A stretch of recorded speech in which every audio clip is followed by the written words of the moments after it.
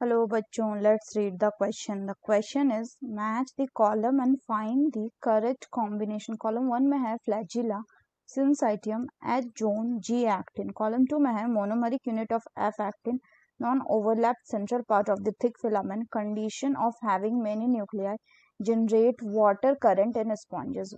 1 में है A का Q, B का S, C का P, D का R. 2 में A का S, B का R, C का Q and D का P. 3 में ए का एस, बी का आर, सी का पी, डी का क्यू. 4 में है ए का पी, बी का आर, सी का क्यू एंड डी का एस. तो आइए देखते हैं हम इसका की कंसेप्ट. तो अगर हम की कंसेप्ट की बात करें बच्चों, तो इसका की कंसेप्ट हो जाएगा various structures related to muscle fibres. तो सबसे पहले अगर बात करें क्वेश्चन में, तो सबसे पहले गिवन है फ्लैजिला. तो फ्लैजिला क्या है? तो होता क्या है कि हमारे जो स्पॉन्जेस हैं यानी कि पॉरीफेरेंस, इनके पास स्पेशलाइज सेल प्रेजेंट होते हैं जिनको कॉलर सेल्स बोलते हैं. और ये कॉलर सेल्स जो है, इनमें एक hair like whip structure present होता है जिसको कहा जाता है फ्लैजिलम. और ये फ्लैजिलम किस में हेल्प करता है? ये हेल्प करता है it helps in generate water current in case of the flagella. Next बोला गया है सिंसाइटियम. सिंसाइटियम मतलब मल्टी न्यूक्लियस का कंडीशन, यानी न्यूक्लियस जो है उसमें बहुत सारा डिवाइड हो गया, तो condition of having many nuclear. इसके बाद बोला गया एच जोन. तो अगर हम एच जोन की बात करें तो इसके लिए थोड़ा हमें देखना होगा किसका, मायोफिब्रिल के डायग्राम को. तो अगर हम मायोफिब्रिल के डायग्राम को देखें तो मायोफिब्रिल का जो डायग्राम होता है उसमें हमें स्ट्राइटेड अपीयरेंस देखने को मिलता है. और वो इसलिए देखने को मिलता है क्योंकि due to the distribution of two important protein जिसको एक्टिन एंड मायोसिन बोलते हैं. इसमें जो लाइट बैंड होते हैं वो कंटेन करता है एक्टिन, और जो डार्क बैंड होते हैं वो कंटेन करते हैं मायोसिन. तो अगर हम फर्दर बात करें तो इस डायग्राम में हम क्या देख रहे हैं कि these are what? These are A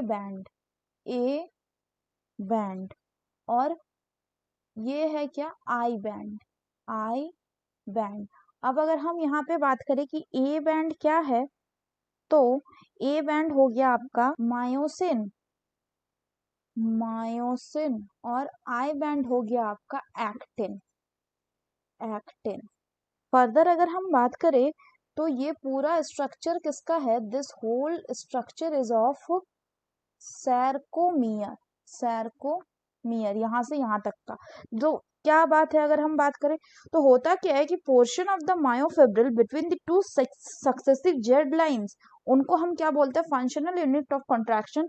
मतलब यहाँ से ये जो हमने दिखाया है जिसको सैरकोमियर, वही फंक्शनल यूनिट है किसके लिए? कॉन्ट्रैक्शन के लिए. अब अगर हम जेड लाइन की बात करें तो ये जो दोनों लाइनें हमें दिखती हैं इनको हम क्या कहते हैं? Z line. इस साइड भी जेड लाइन और इस साइड भी हम क्या कह रहे हैं इसको? Z line. यहाँ पे अगर हम एक चीज देखें तो इन दोनों के बीच में ये जो एरिया है, this area is what called as H zone. So अगर हम बात करें कि एच जोन जो है ये क्या हो गया? So H zone is the central part of the thick filament which is not overlapped by the thin filament. यहाँ पे अगर हम बात करें कि थिक फिलामेंट किसको बोल रहे हैं, तो थिक फिलामेंट हम बोल रहे हैं मायोसिन को. और एक्टिन जो होते हैं वो कैसे होते हैं? थिनर होते हैं as compare to the thick myosin. तो इसीलिए हम एक्टिन को थिन फिलामेंट बोलते हैं और मायोसिन को थिक फिलामेंट बोलते हैं. नेक्स्ट बोला गया जी एक्टिन. तो जी एक्टिन क्या है? जी एक्टिन जो होता है ये मोनोमेरिक यूनिट होता है एफ एक्टिन का. तो अब अगर हम बात करें बच्चों क्वेश्चन का, तो पहला है फ्लैजिला. फ्लैजिला हेल्प करेगा एस में, यानी generate water current in sponge. Syncytium मतलब होता है जिसमें बहुत सारे न्यूक्लिया हो, ऐसा कंडीशन. तो बी का हो गया आर. सी हो गया एच जोन. तो इसका हो जाएगा क्यू यानी non overlap central part of the thick filament. वही हमने लिखा कि central part of the thick filament which is not overlap by the thin filament. फिर जी एक्टिन जिसका हमने अभी देखा कि ये मोनोमेरिक यूनिट होता है एफ एक्टिन का, तो डी का हो जाएगा पी। सो ए का एस, बी का आर, सी का क्यू एंड डी का P. The correct option will be option 2। So that's all for the question बच्चों. Hope you understood it well. Best of luck.